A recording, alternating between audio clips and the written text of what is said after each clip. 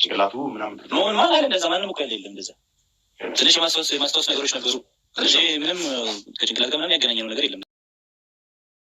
አሰላሙ አለይኩም ወረህመቱላሂ ወበረካቱን። ውድና የተከበራችሁ ውድ ቤተሰቦቼ እንዴት ናችሁ? ልኝ ደህና ናችሁ ወይ? እኔ ደህና ነኝ ያለሁኝ አልሐምዱሊላህ። እንደውም ክርስቲያን ወገኖቼ ሰላም ሰላም ብያለሁ። ባላችሁ በሰላማችሁን ይብዛልኝ።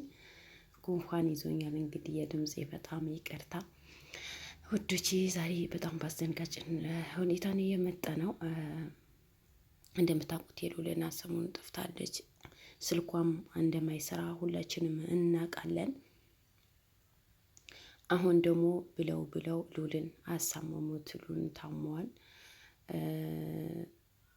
ብቻ በጣም አስደንጋጭ ነገር ነው ሁኔታው፣ አነጋገሩ፣ የሚያወራቸው ነገራቶችን በጣም አስፈሪ የሆኑ ነገራቶች ናቸው።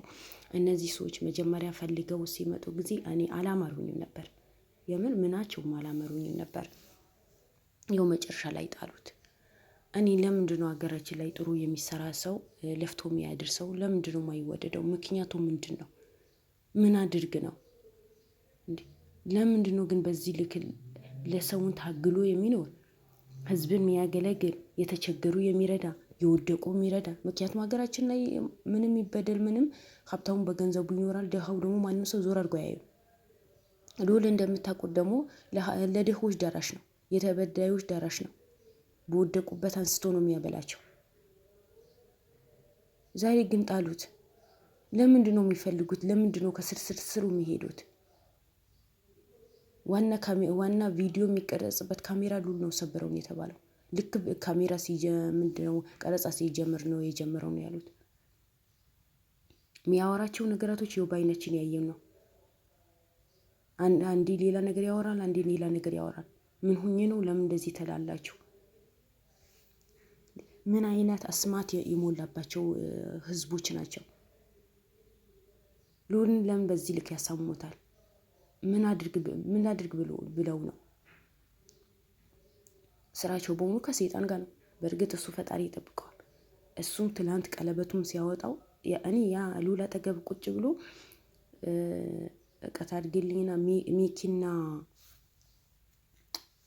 ስሙ ጠፋብኝ፣ አንደኛው ጋዜጠኛ አጠገቡ ቁጭ ብሎ እንዳልክ የሚባለው ሰውዬው ጸጉሩ ሲነካ ከዋኔ ምንም ነገር አላማረኝም። እነዚህ ከሰይጣን ጋር ውለው ስለሚያድሩ ራሳቸው ጥጋቸው ይዘው መኖር አለባቸው። ቀለበቱ ለምን ያደርገዋል እንዴ? ዛሬ እኔ ብታመም ቀለበት ነው የሚያድነኝ? እነሱ ሁሉ ቁጥር አለው፣ ቁጥሩ ቀለበቱ ቁጥር አለው።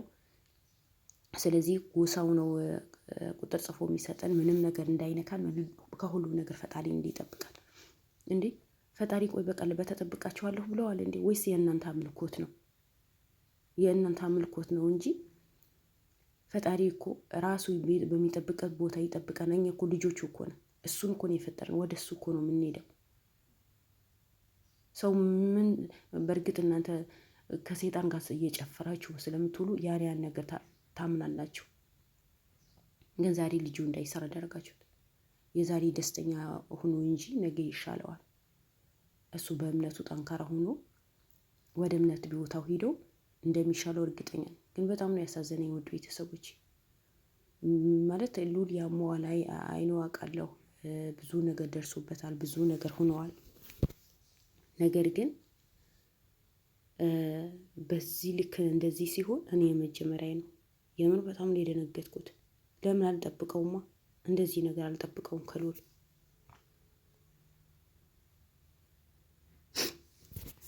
እልሃቸው ደረሰ። የምታውቁት ከሆነ የዛኔ የዛ የጎሳው ዋና መሪ የተባለች ሴትዋ ከጂኒ ጋር እና ከሰይጣን ጋር አምልኮት ያላት ሉል ይሄ ነገር ሚዲያ ላይ እንዲያወጣው እሷ ናት የተናገረችው ተብሎ ነበር። የምታስታውሱ ከሆነ አንድ ሉል የሚባል ልጅ አለ። የኛ ሚስጥራችን በሙሉ ሚዲያ አውጥቶታል፣ ሁሉ ሰው አውቀዋል። ስለዚህ አባካችሁ ተሎ ብላችሁ ድረሱና ፈቶውን ድረስ አውጥታ ይሄ ልጅ መያዝ አለበት መጥፋት አለበት ብላ ነበር። ትእዛዙ እኮ ሉል ላይ ወጥቶበት ነበር። ከዛ ቀለበቱን እንደውም የምታስታውሱ ከሆነ ቀለበቱ አለብስም እኔ በቀለበቱ የመጣ ከእናቱ ጋር ምን ያክል እንደተጋጩ ሁላችንም እናውቃለን። እኔ ቀለበቱ አላደርግም፣ እኔ የሚጠብቀኝ ፈጣሪ ነው። ሌሎቹም ተናግረዋል። ቀለበቱ አድርገው፣ ቀለበቱ አድርገው፣ ቀለበቱ ለአንተ ብዙ ነገር ነው፣ ቀለበቱ ካወጣህ ልክ አይመጣም ብሎ ነበር። ዛሬ አናቱ ላይ ቁጭ ብሎ አይዞ ሀብሽር ብሎ ጸጉሩ የሚዳብሰው ሰውዬው ይህ ቀለበት ካወጣሁ ልክ አትመጣም፣ ያመሃል ተናግሮት ነበር እኮ። ምክንያቱም ስራቸው ያውቀዋላ፣ የሚሰሩት ስራ በሙሉ ስለሚያውቁት የተረገሙ ስለሆኑ፣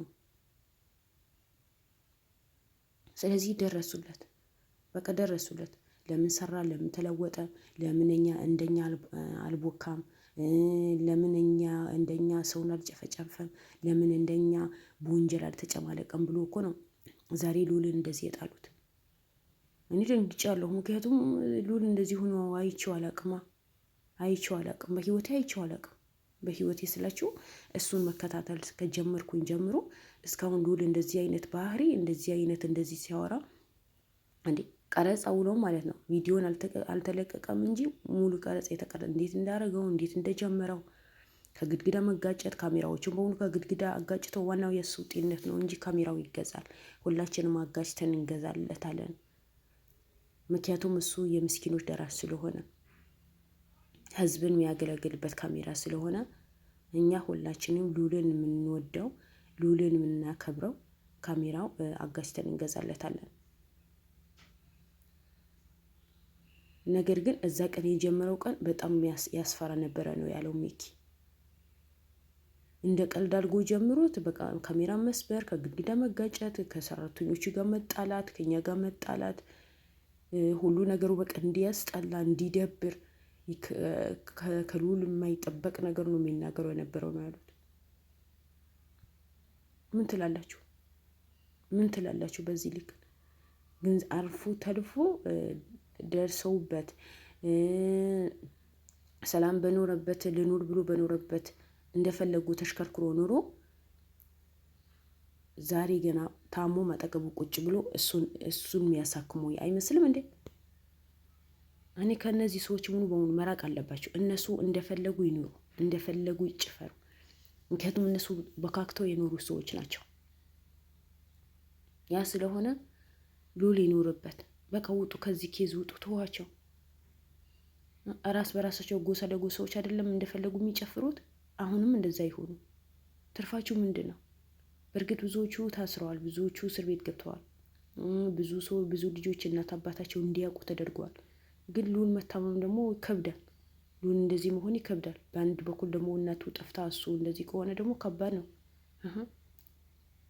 ልጆቹ እኮ ይጎዳሉ።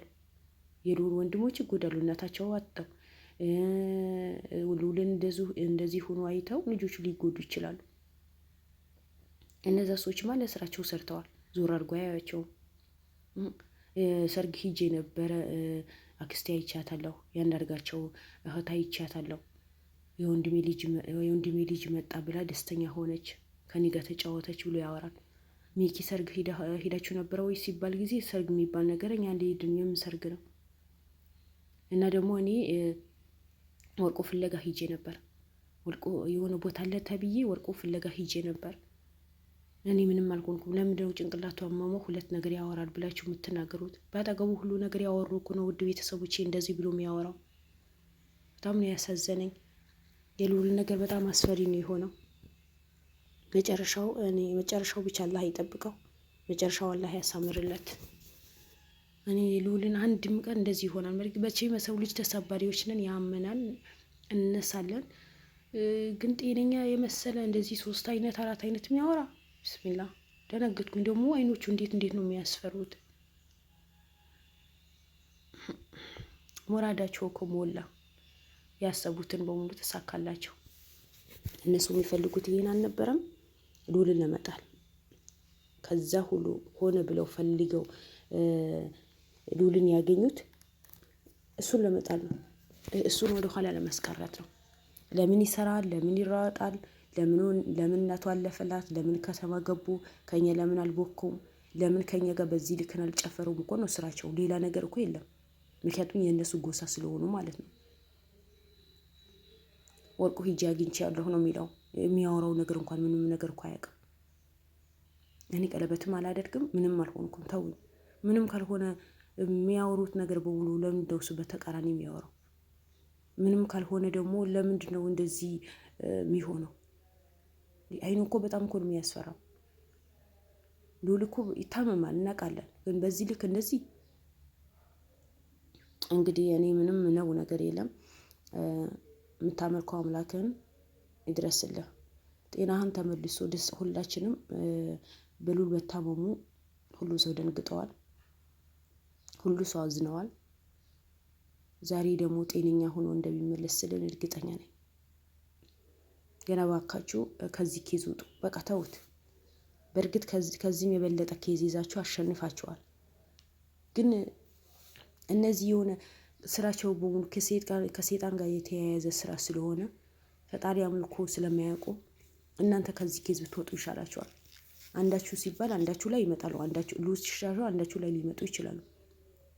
ለምን? እነሱ የሰውን ህይወት ምንም አይመስላቸው ሰዎች ናቸው።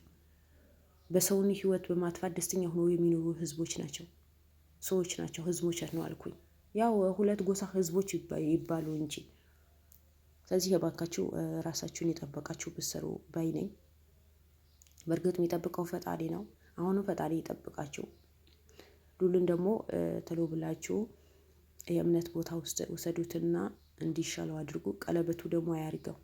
ምንድነው ቆርቆሮ ነው እንዴ? እሱን የሚጠብቀው ፈጣሪ ነው የሚጠብቀው እንጂ ቆርቆሮ አደረገ አላደረገ ምንም የሚፈይደው ነገር የለም።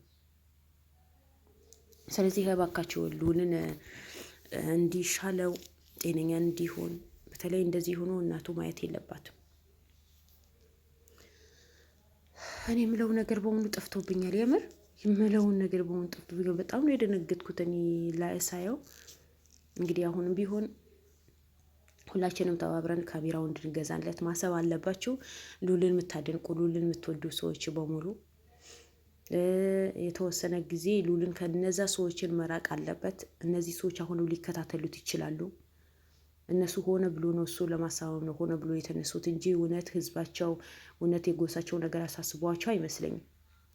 ያ ስለሆነ እባካችሁ ልዑልን ከነዛ ሰዎችን አራቁ። በተቻላችሁን መጠን እናንተ ራሳችሁን ጠብቁ። ካልሆነ ከይዙ ተውት። በቃ ከራስ በላይ ምንም ነገር የለም እኮ።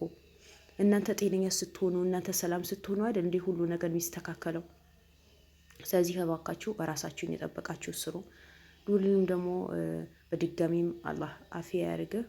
ስለዚህ ውድ ቤተሰቦቼ ለልዑል ሁላችሁም ዱዓም ጸሎት አድርጉለት። ልዑል በጣም ታሟል።